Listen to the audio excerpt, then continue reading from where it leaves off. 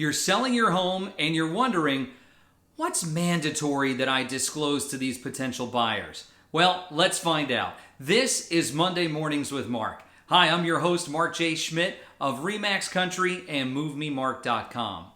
So one thing that comes up when you're selling your home is, usually, for instance, I have all my clients fill out what's called a seller's property condition disclosure statement, otherwise known as a seller's disclosure.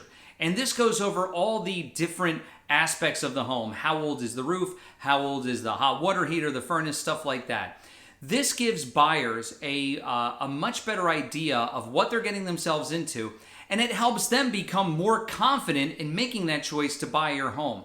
There's a lot fewer unknowns and variables if they have this information in front of them. So that's why it's so important that you, as a homeowner, fill out that seller's disclosure statement. Now, what will invariably happen is something will happen in a home and people say, gee, do I need to disclose that? Like, for example, what if you had previous termite damage? And, there's one of the questions on the seller's disclosure is, have you ever had damage from wood-destroying insects? You may have had it, you may have had treatment for it, but do you need to disclose it now? The answer is yes, and it's an emphatic yes. Anything that's what's considered a latent defect, something that can't be seen by the naked eye, something that could have happened in the past and may have been treated, but it still happened in the past, you have to let people know that.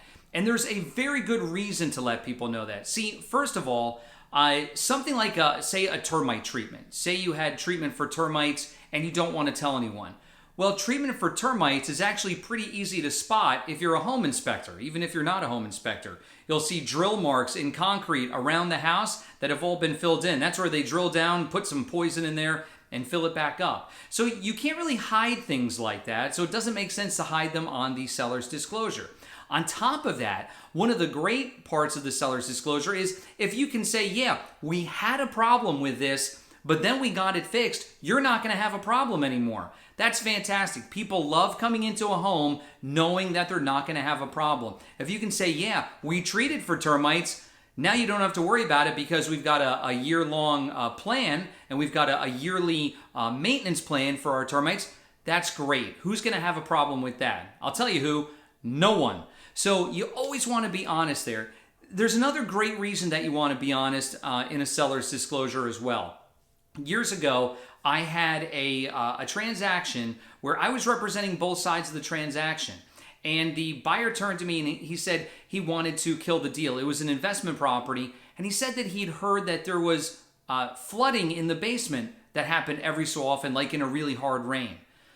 Well, I had him speak with his attorney, and his attorney said, listen, you filled out the seller's disclosure, and the seller's disclosure clearly states that the basement sometimes floods, and you acknowledged that when you signed it. So you can't get out of the deal for that. And that's what happened. And then he realized that he was just being a little nervous, and everything wound up being fine anyway.